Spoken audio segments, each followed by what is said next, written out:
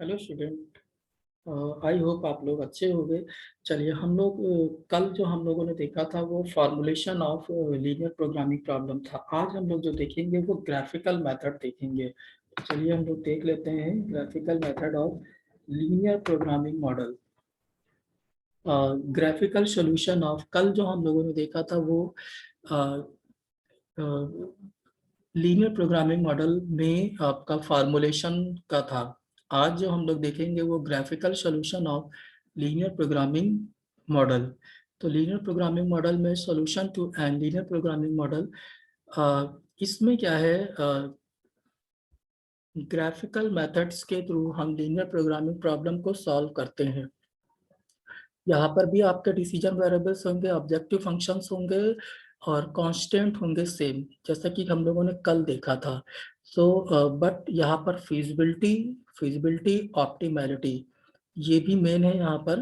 So a solution to an linear programming problem is any set of value of decision variable x1 x2 x3 xn which is satisfy two criteria: feasibility, that is solution must satisfy all constraints simultaneously; optimality, that is solution must provide optimal value to objective function. What is optimality? That is solution must provide optimal value to objective function.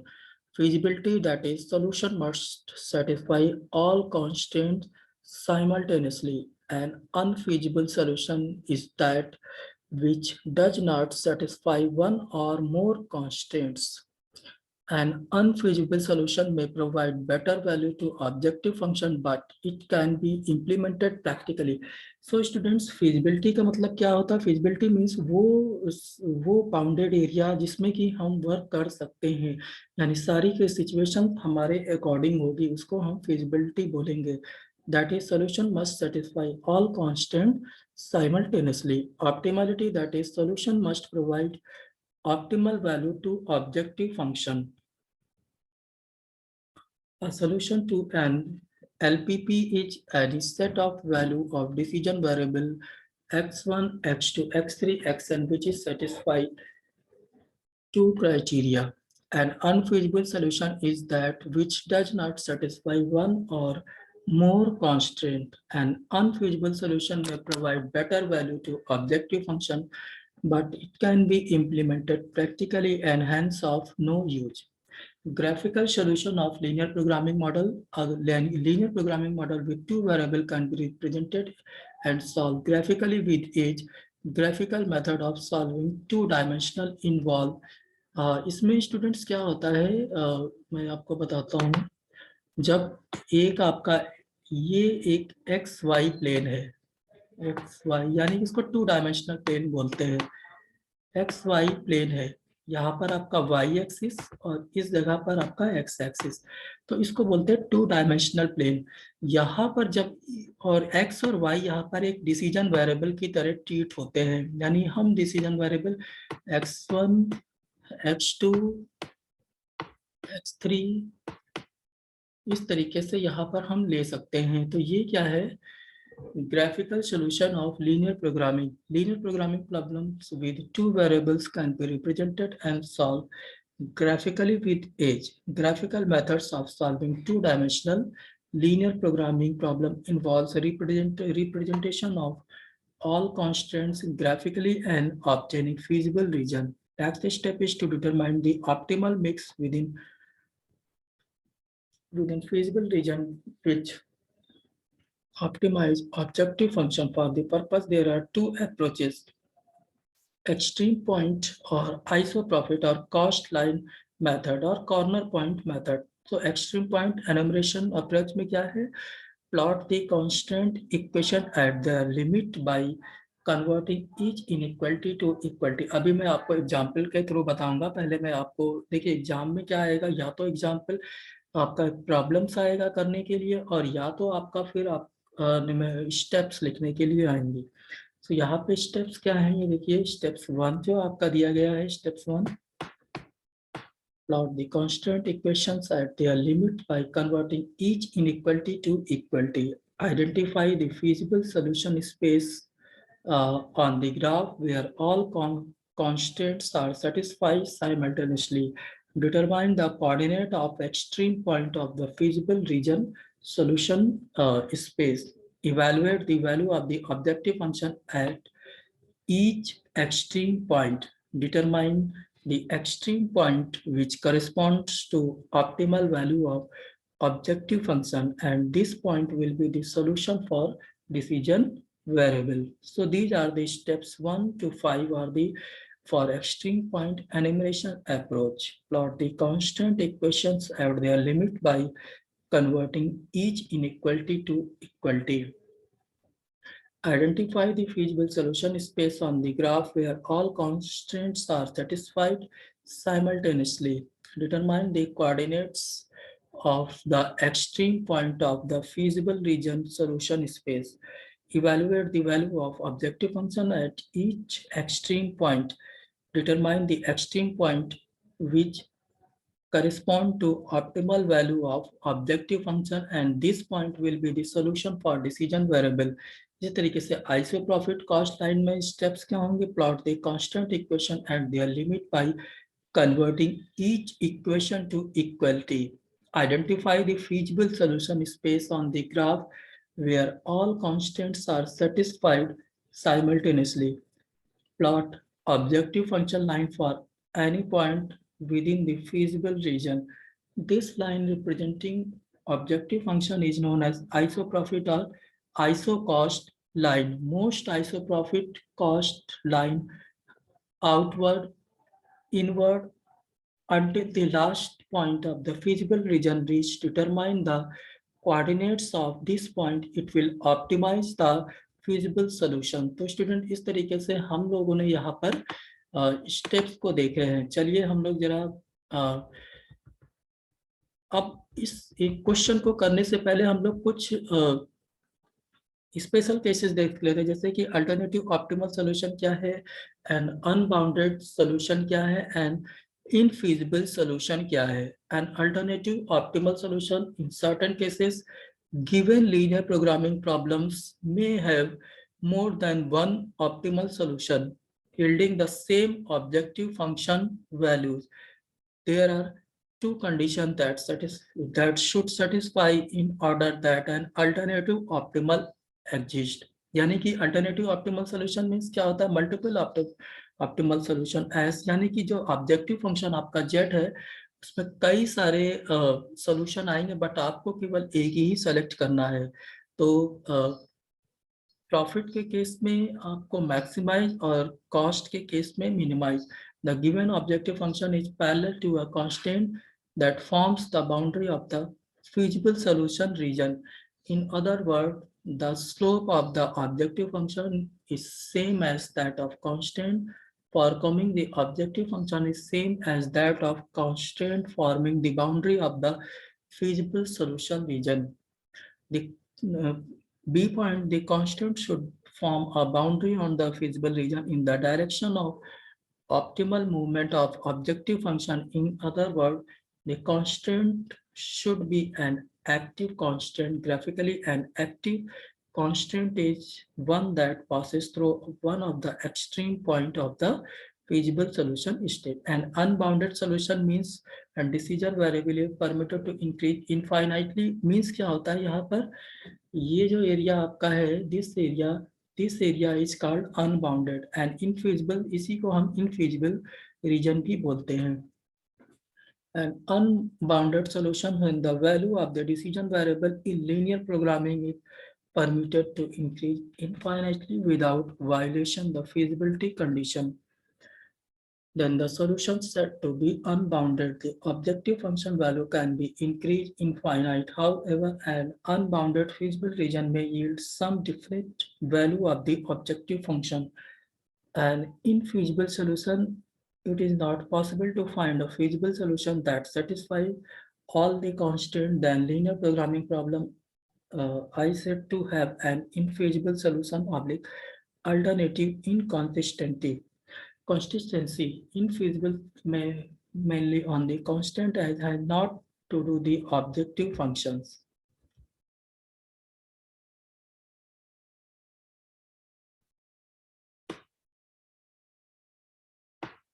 चलिए अब हम लोग एक example देख लेते हैं। एक soft drink manufacturing company है जो कि 300 millilitre and 150 millilitre can cola produce करती है। द प्रॉफिट मार्जिन, अब यहाँ पर बात हो रही है प्रॉफिट मार्जिन की। The profit margin of 4 rupees and 2 rupees per unit respectively. Both the product have to undergo process in 3 types of machine.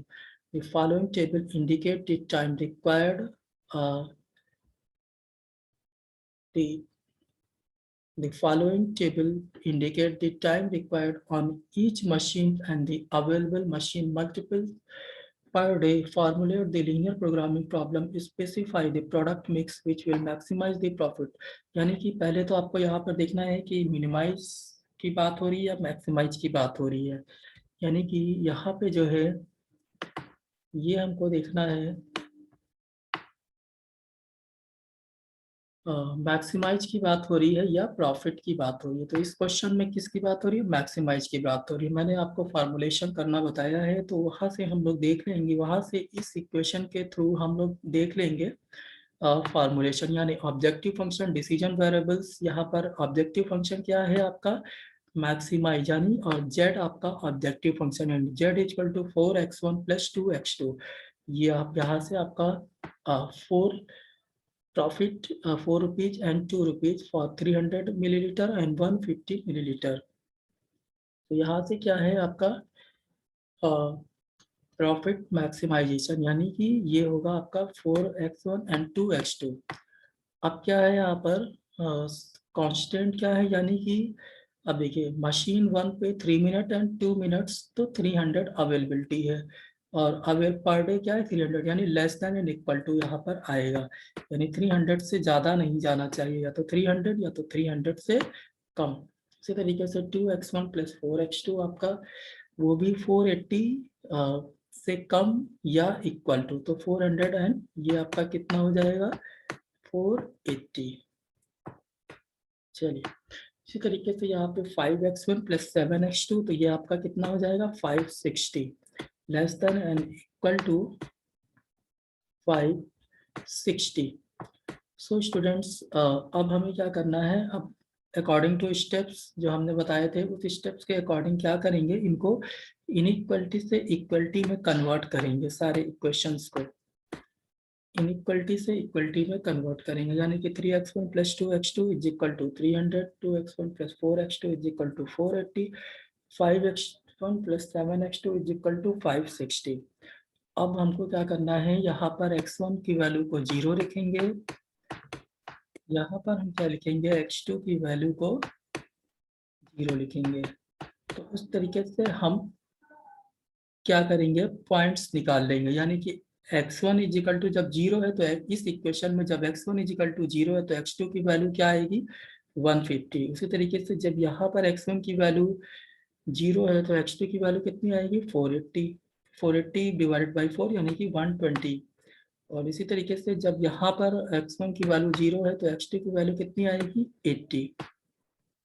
तो ये पॉइंट हो जाएंगे इस तरीके। तो इसके पॉइंट क्या हो गए 0, 0, 150। यहाँ पर क्या होगा 0, 120।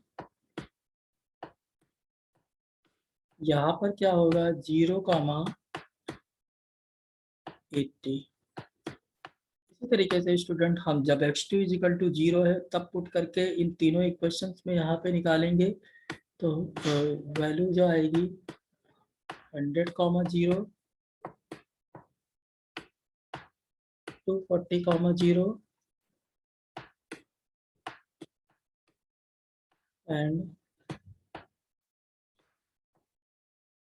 112, 0। तो स्टूडेंट ये वैल्यू आएंगी, तो इसको हम इस तरीके से यहाँ पर लिख लेंगे। अब हमारा क्या वर्क है यहाँ पर,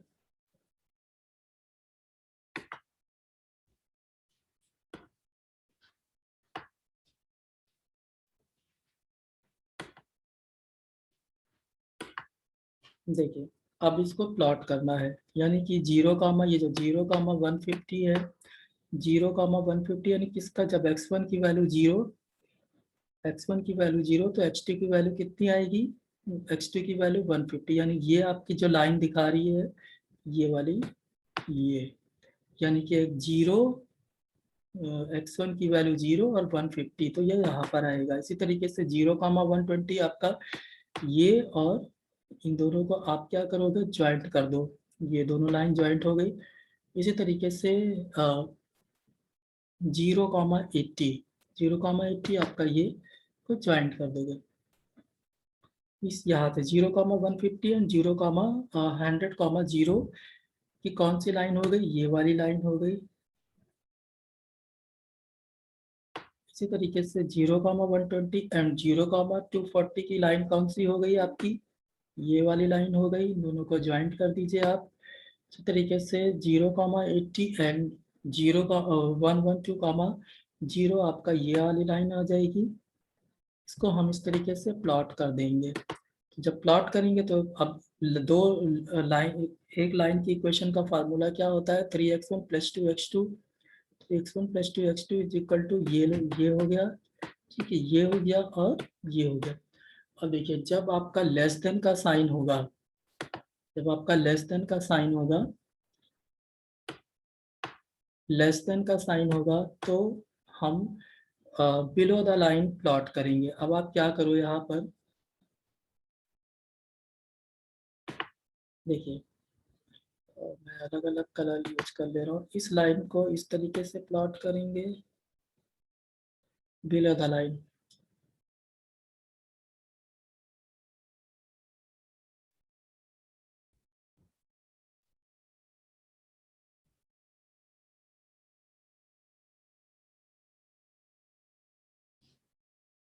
ठीक है स्टूडेंट, अब उसके बाद फिर आप क्या करोगे, ये वाली जो लाइन है ये आएगा,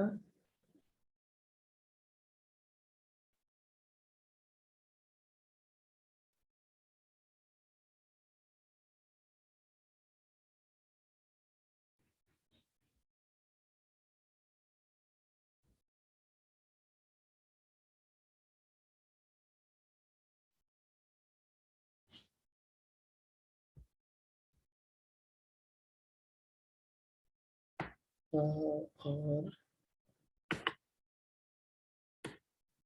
ये जो लाइन है, तो स्टूडेंट आप देखो दोनों का कॉमन रीजन कौन सा हो गया, दोनों का common region O A B C. एक मिनट रुकिए, ये देखिए ये कौन सा एरिया हो गया, this is the common area. Common area कौन सा हो गया, ओ ए बी सी। अब आपको क्या करना है, इनके पॉइंट पता करने हैं। ओ के पॉइंट कौन से आ गए, 0,0, ए के पॉइंट कौन से आ गए, 0,80, बी के पॉइंट कौन से आ गए, बी के पॉइंट आपको निकालने पड़ेंगे। बी के पॉइंट निकालने के लिए आपको ये देखना पड़ेगा कि इन दोनों का इंटरसेक्शन पॉइंट, एक ये लाइन और एक ये लाइन, इन दोनों का इंटरसेक्शन पॉइंट, तो इन दोनों को सॉल्व करके आपको बी के पॉइंट निकालने पड़ेंगे।